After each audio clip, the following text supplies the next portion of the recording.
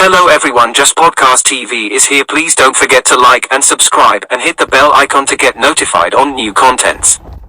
Episode 27. Felt Like Heavens. Mr. Tucker, do you want to go into the residential area and take a look at your property? Krista looked at James and sought his opinion. After all, this was the first time she had made contact with this young boss. She did not understand his character. James took out his phone and glanced at it. It was only 2 o'clock in the afternoon, still early for dinner. He asked in an easygoing manner, "Chief Moser, can I stay in there now?" "Of course. All the buildings have been renovated. Sir, you can stay in any one of them." Krista smiled. "I see. I'll go in and take a look then." James put his hands behind his back and did not even glance at his classmate, Noor. Under everyone's gaze, he walked out of the lobby of the sales department. When he passed by the entrance, the 2 security guards from before were so scared that they did not even dare to raise their heads. Only when James walked far away did they quietly raise their heads.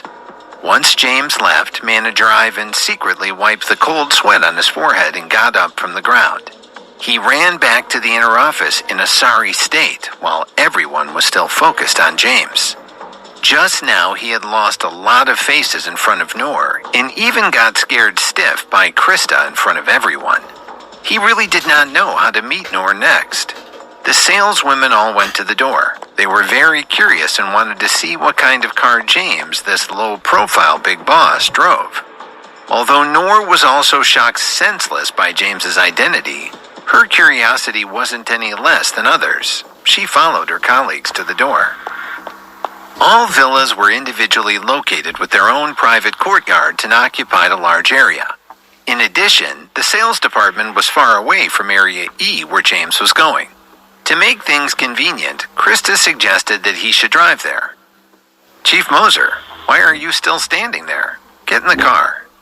James walked to his Ferrari and sat in the driver's seat. Seeing Krista still standing there, he immediately waved his hand and beckoned her. "Okay." Krista sat in the passenger seat, feeling nervous in her heart.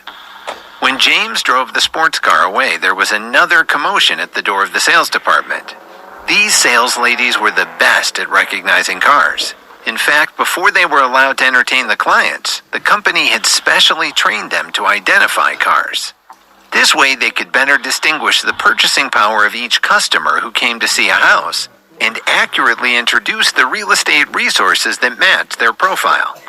They naturally recognized James' car at a glance. It was the latest Ferrari 812, a super luxury sports car that was worth hundreds of thousands of dollars. Noor was the most surprised among all the people. Even though Krista had told James's identity to everyone, she still did not believe it. But now, she had to. After all, a sports car worth a small fortune was right in front of her eyes.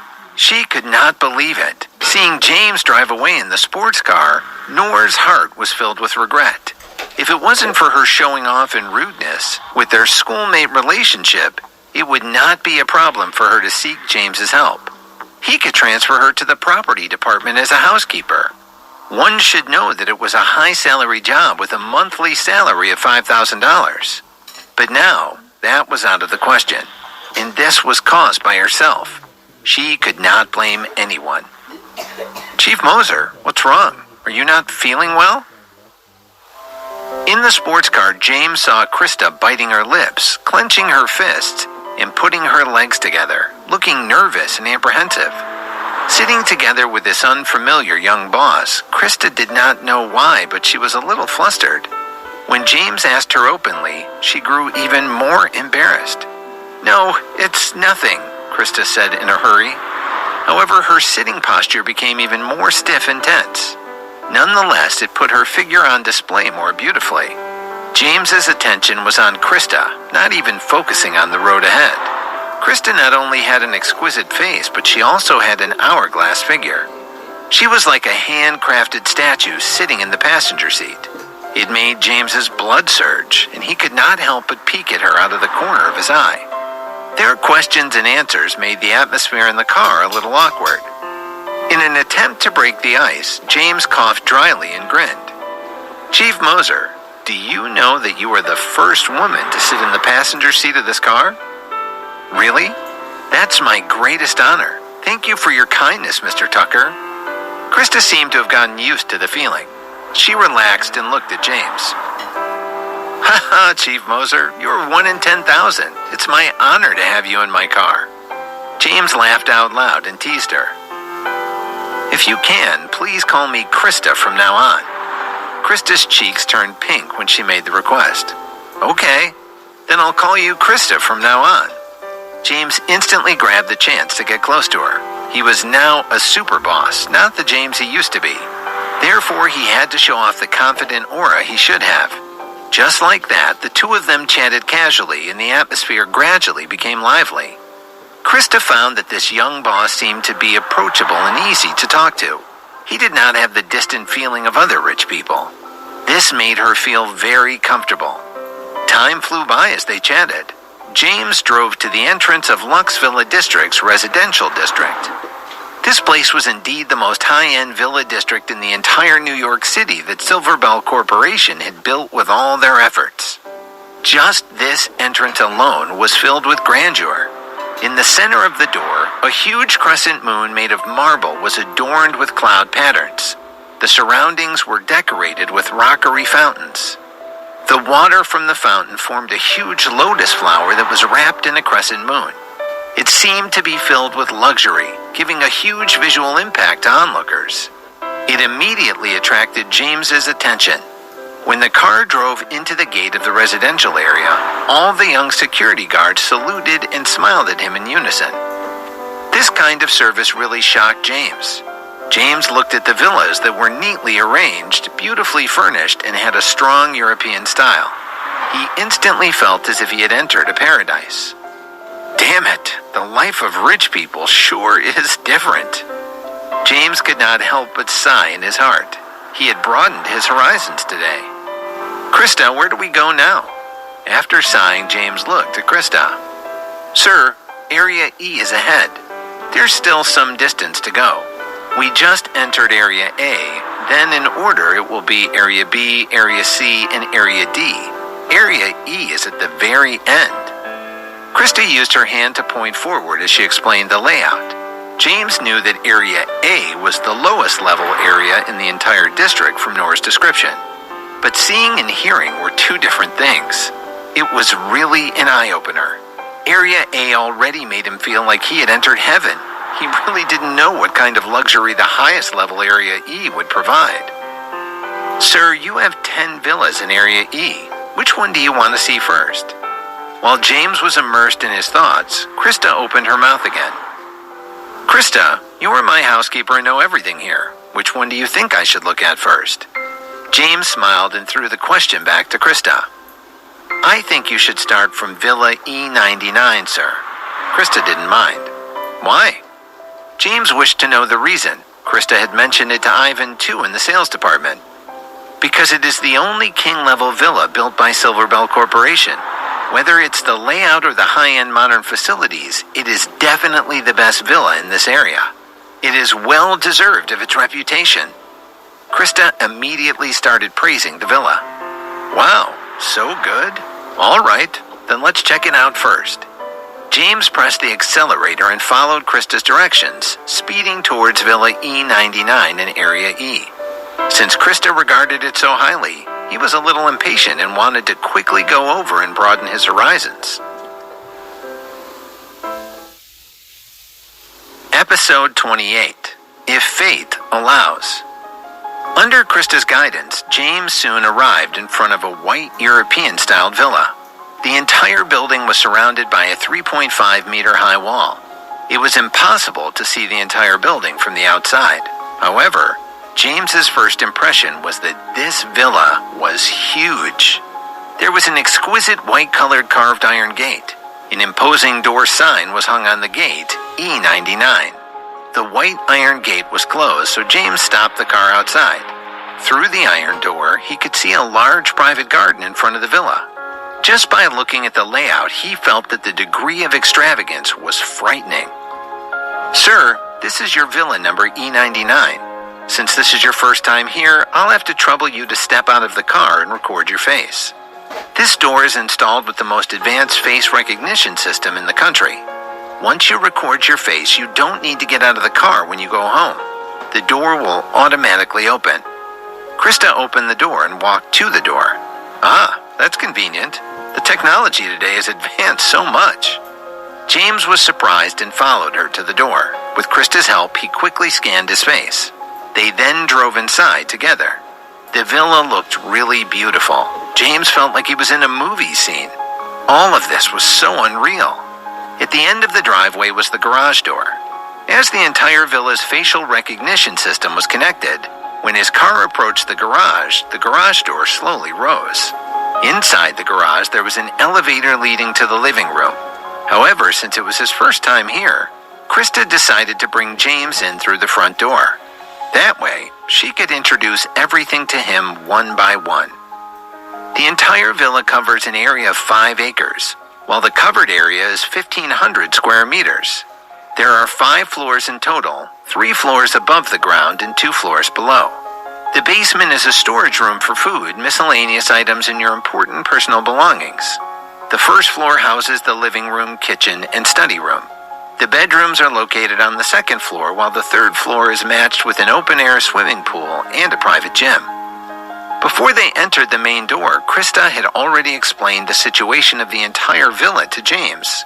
When he heard the facilities provided, his little heart jumped wildly. It was a whole 5-story building. This was too exaggerated. James was sure that his ancestors had never seen such a big house. When he pushed open the door, the lavish interior decoration of the villa welcomed James's eyes. He scanned the whole place and swallowed his saliva. At this moment, James felt that he had broadened his horizons. This was truly an eye-opener. Sir. James was stunned at the door. He stood there dumbfounded and forgot to enter for a moment. Krista had to remind him softly. James finally reacted. He immediately put his hands behind his back and walked inside with his chest puffed out. The entire first floor was furnished in the style of a European royal family. It was luxurious and grand. James felt that there was no need to talk about anything else. Just the large chandelier hanging from the third floor in the middle of the living room alone was probably worth $300,000. A vintage sofa in the Middle European style was placed in the living room.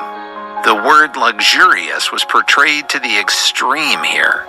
On the opposite side of the sofa was the most advanced AI home private cinema in the country. The whole place could be controlled by voice, including the curtains in the living room. Krista demonstrated it in front of James. The level of technology rendered James speechless. Apart from that, the exterior layout of the villa was also splendid. In front of the villa's gate was a private garden the size of 2 football fields. The Moorish fountain was well arranged and was built with an American touch to it. It was filled with American style. The villa was a perfect amalgamation of the American and European architecture styles, showcasing their charms to the fullest. Behind the villa was a basketball court and a tennis court. In the corner on the right side of the villa, there was also a small golf course. In short, the villa's extravagance was enough to make James's heart palpitate. This place was worthy of its name as the king of villas worth $50 million. A villa that occupied such a large area, seriously speaking, was no longer a villa. It should be called a small manor with all kinds of complimentary facilities. Although the place had shocked James and opened his eyes, he remained calm on the surface. No one could tell the waves of excitement surging in his heart. He was now a big boss with billions of assets. In front of Krista, he could not be like a poor kid who had never seen the world. Krista brought James to tour the entire villa. She tirelessly introduced all kinds of functions to him, which made him very satisfied. After the tour had ended, James felt it was still early, but he did not want to see the other buildings. He sat on the sofa and relaxed. Krista did not want to disturb James either. She left the villa and went back to her work. Her relationship with James was not so close that she could sit on the sofa and rest with him. The sofa was soft and wide. Because of Vanessa's sleepover last night, James had to sleep on the sofa in his rented apartment. He could not get a good rest the entire night. Once his butt touched the smooth cushions, he actually fell asleep without realizing it. You are my little apple. I love you very much. After an unknown amount of time, James was woken up by his phone's ringtone. He saw that it was Mitchell. Hello, Mitchell. What is it? James picked up the call. Sir, the contract is done. Once you sign it, I can send it to Mr. Emery. Where are you now? I'll come to your place right away. Mitchell politely talked on the phone. James looked at the time. It was already 4:30 in the afternoon, and he had yet to go home to see Vanessa. After that, he still had to attend the banquet in the Chef's Grill restaurant before 6 p.m. After all, he was the host tonight. Mitchell, it looks like I can only sign the contract tomorrow. I still have something important to do today. James hung up the phone before Mitchell could say anything. He took the Ferrari out of the garage and went straight to the rented apartment. It was already 5:10 when James got to the apartment. Unfortunately, the place was empty. Vanessa had left long ago. When he thought about how he didn't even get her contact details last night, James felt his heartache. While feeling rueful, he returned to the living room and glanced around. He realized that Vanessa had left him a note on the table. James's heart skipped a beat. Thinking that this was probably her contact information, he felt excited. He picked up the note and looked at it. There was a smiley face drawn on the paper. A sentence was written below it. Mr. James, thank you for taking me in last night. We will meet again if fate allows it. We will meet again if fate allows it. James did not know whether to laugh or cry when he read the line. Since you are already leaving a note, just write a few more words. What does it matter if you leave your contact information? James crushed the note and scolded somewhat angrily, but when he thought about it again, she was a girl after all. She had to be more reserved. How could she take the initiative to leave her contact information? James immediately made an excuse for her behavior in his mind. It was not her fault, but his own. He did not even ask for her number last night when he had the chance. James felt that his life had really been a failure.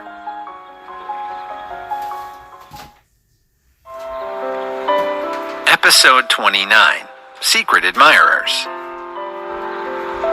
Vanessa was gone, while James now owned a villa. There was nothing left for him to miss in this rented apartment. He packed up some important stuff and went downstairs.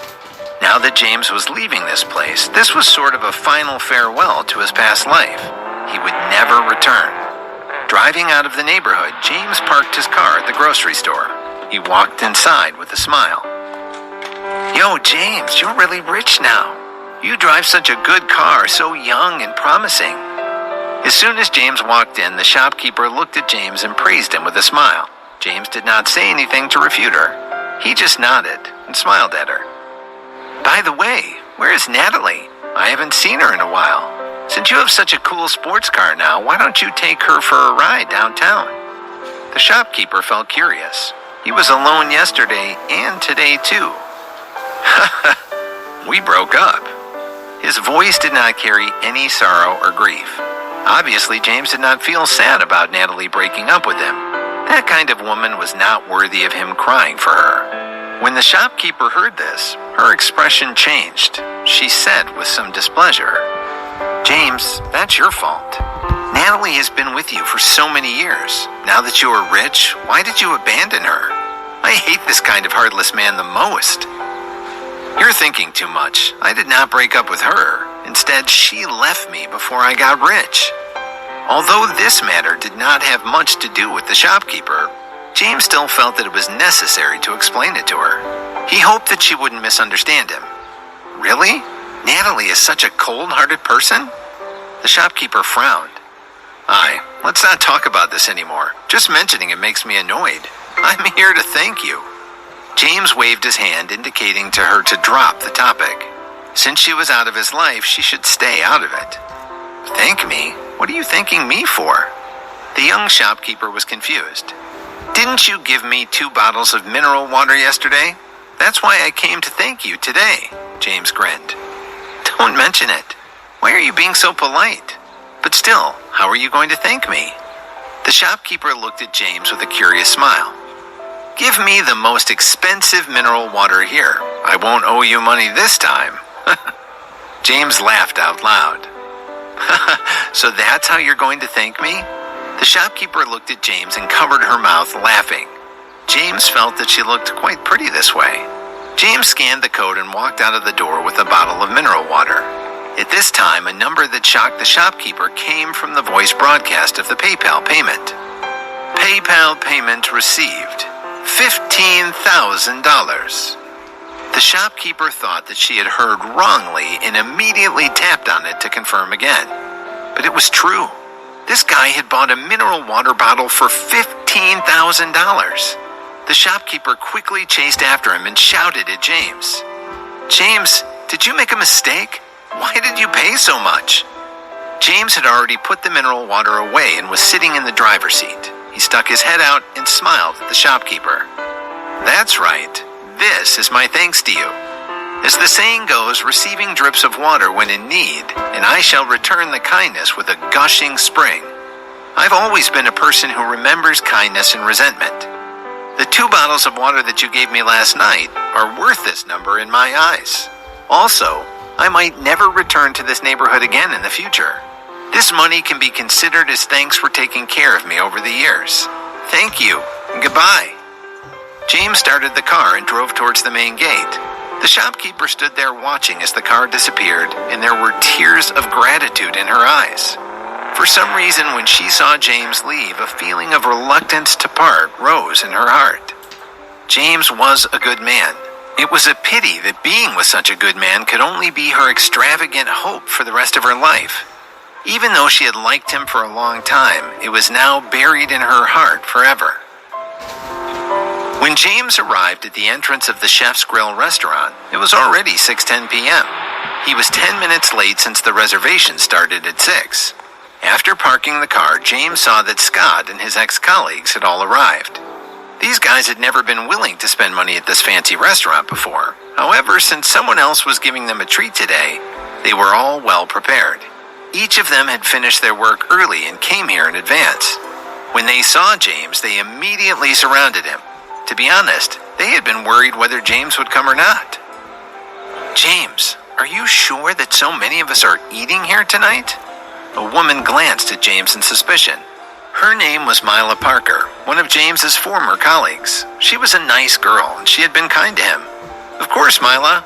When have I ever lied to you?"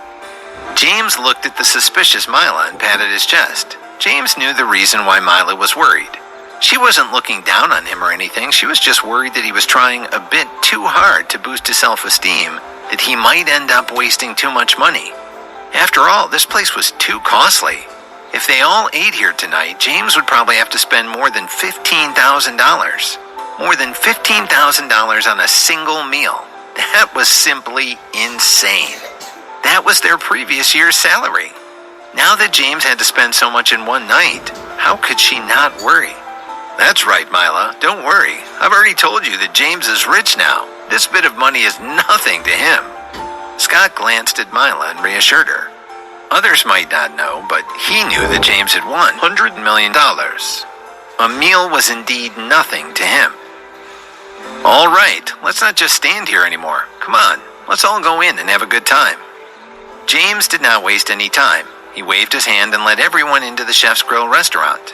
The security guards at the entrance were still the same two as last night. When they saw that it was James, they immediately bowed in respect.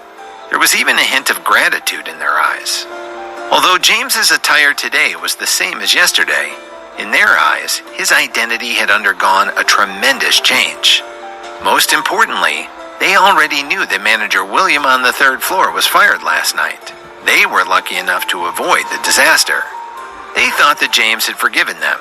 He didn't tell on them, which was why they were able to keep this hard-earned job. Hence, they were grateful to James. However, they did not know that James had no idea manager William had been fired. James put his hands behind his back and nodded at them, looking like a big boss. Even his former colleagues behind him looked at James with admiration. His aura was not something that could be faked with money. It was an inborn temperament. Therefore, it could only prove one thing. James had always kept a low profile in the past. He did not flaunt his nature to others. He's so handsome and manly. Mila looked at James from behind.